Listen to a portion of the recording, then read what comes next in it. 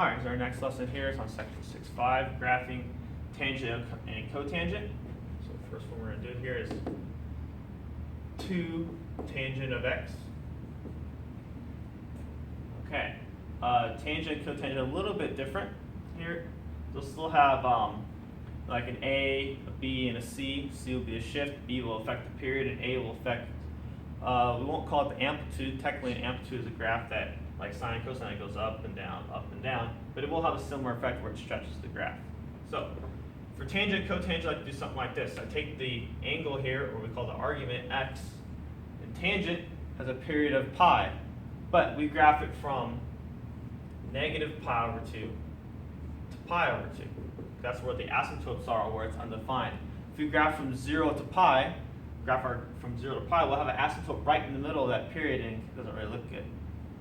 Okay, again, so it's because tangent of pi over 2 is undefined.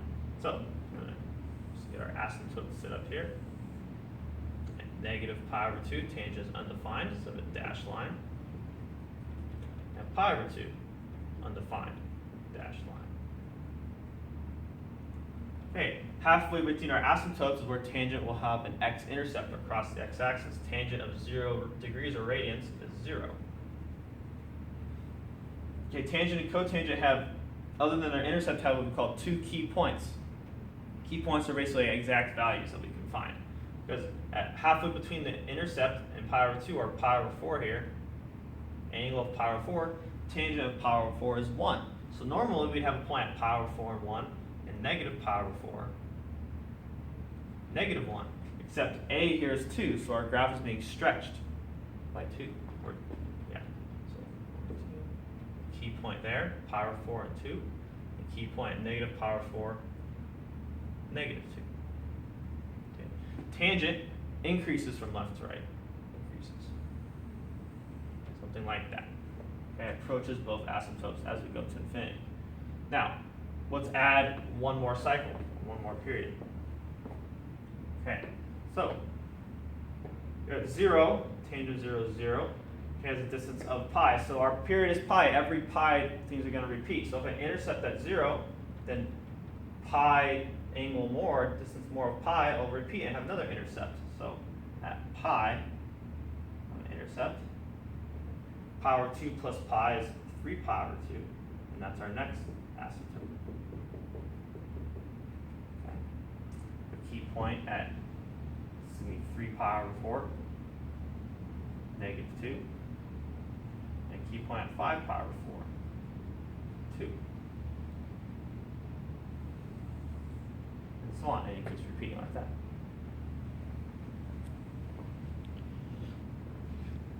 Oh yeah, that's good. Okay, next one here, we have y equals negative 3 tangent of 2x. Okay. So we have tangent, cotangent. I like to start here with my argument, or the angle. We'll call this the argument or the angle, 2x. Now tangent, we usually graph from negative pi over 2 to pi over 2. So I'll write it like so. 2x is greater than negative pi over 2 and less than pi over 2. But now I'm going to solve for x, get x by itself. So divide everything by 2. This becomes negative pi over 4. X is greater than negative pi over 4 and less than pi over 4. So now our period length is only from negative pi over 4 to pi over 4, or a distance of 2, or pi over 2, or half pi. Because our x here multiplied by 2, or it takes half as much time to complete one cycle. So the period is only pi over 2. So we have a graph set up here. We're going to go 2 cycles. 2 cycles. So here's negative pi over 4. We're going to have an asymptote. Pi over 4, asymptote. Halfway between the asymptotes, we'll have an x-intercept. So at 0, we'll have an intercept at 0. Okay. Key points halfway between the intercept and the asymptote. So this is pi over 8. This is negative pi over 8. Watch out here. A is 3, so it's being stretched by 3. Those key points instead of being at 1 will be at 3. And it's negative. So you think the graph is reflected this way, or you might also think it's reflected the other way. But again, it's reflected. So instead of pi over 8 positive 3, it's going to be pi over 8 negative 3. And negative pi over 8 positive 3. 3 there. Okay. Since it's negative tangent, instead of increasing from left to right, it's decreasing from left to right. Okay, that's shape. Let's add another cycle. So, again, now our period is only pi over 2. It repeats every pi over 2. So at 0, we have an intercept, which means that pi over 2 will have an intercept. At pi over 4, I have an asymptote, so add pi over 2 at 3 pi over 4. We'll have an asymptote. Okay, so this would be, let's see, 2 pi raised to 3 pi over 8, positive 3, 4 pi raised to 5 pi over 8, negative 3.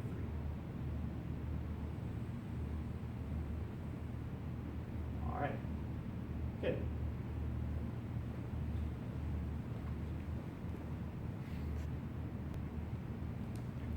All right, our next one here, we have a cotangent, and we have a vertical shift of 1. So, after a few times of graphing tangent and cotangent, students usually say something to me like, Mr. Pines, these tangents, cotangent graphs are not too bad, just the little tricky. These trig graphs, they can be a little tricky.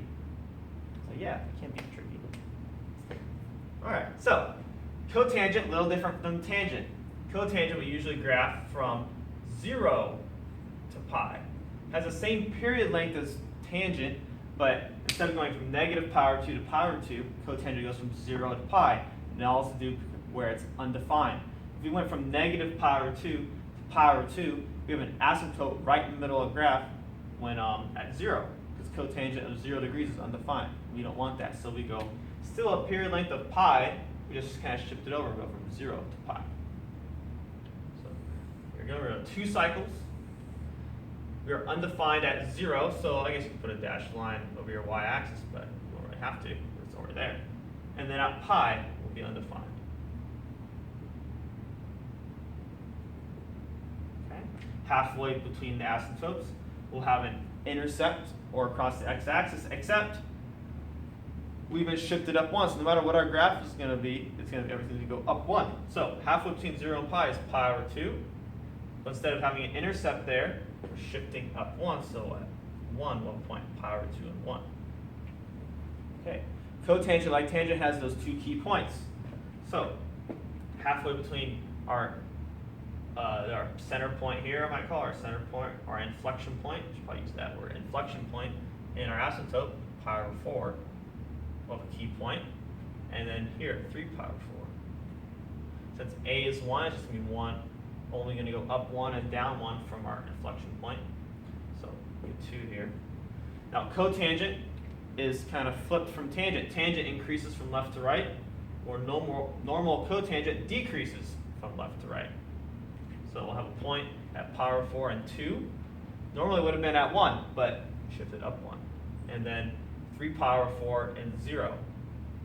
Notice how, since A is 1, those key points are 1 above the inflection point or center point and 1 below the inflection point or center point.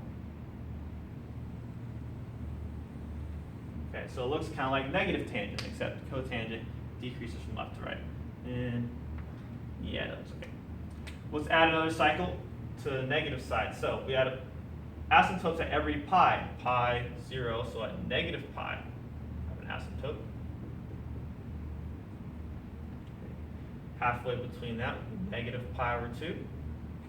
Instead of our intercept, we've shifted up 1, so negative pi over 2, 1 will be a point. At negative 3 pi over 4, we'll point at y-coordinate of 2. And at negative pi over 4, we'll point at 0. Again, just kind of just copying this graph here. And there's cotangent.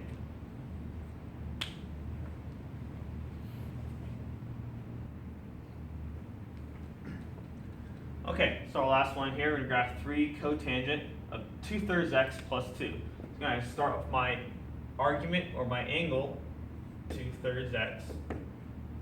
We normally graph tangent or cotangent from 0 to pi, so put it between 0 and pi. Okay, I'm going to solve for x, so multiply everything by 3 over 2, or the reciprocal here.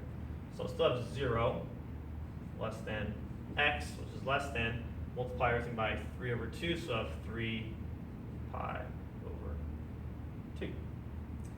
Okay. Let's get going here. We're going to go 2 cycles again.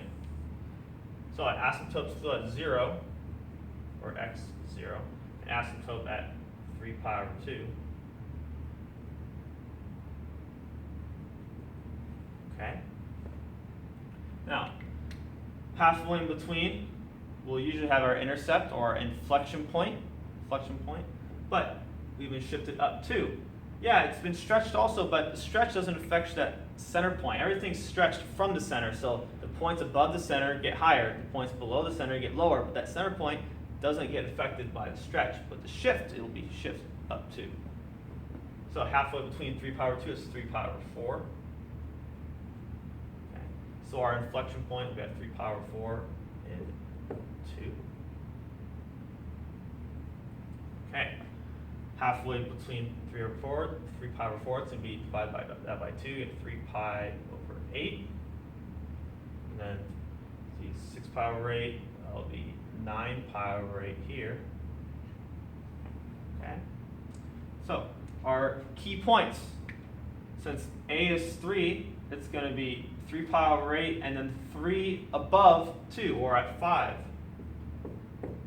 Remember, cotangent decreases from left to right normally, so this will be 3 pi over 8, 5 here, 9 pi over 8, and then 3 below 2. Not negative 3, but 3 below 2. So it's down 2, and then at negative 1, down 1 more. There we are. Okay. Let's add a another period or another cycle to the left here. So at 0, negative 3 pi over 2 will be our other asymptote. So we can get rid of this here. Okay. And our period here will be at negative 3 power 4. And since we start at 0, 3 power 2, I can just copy all these numbers here. It'll be the same. So this will be negative 3 pi over 8 and negative 9 pi over 8. Okay. And everything's the same. It's going to shift or move this piece over here. So at negative 3 pi over 4 will be at 2, negative 9 pi over 8 at 5, negative 3 pi over 8 at negative 1. Okay, so there's tangent and cotangent.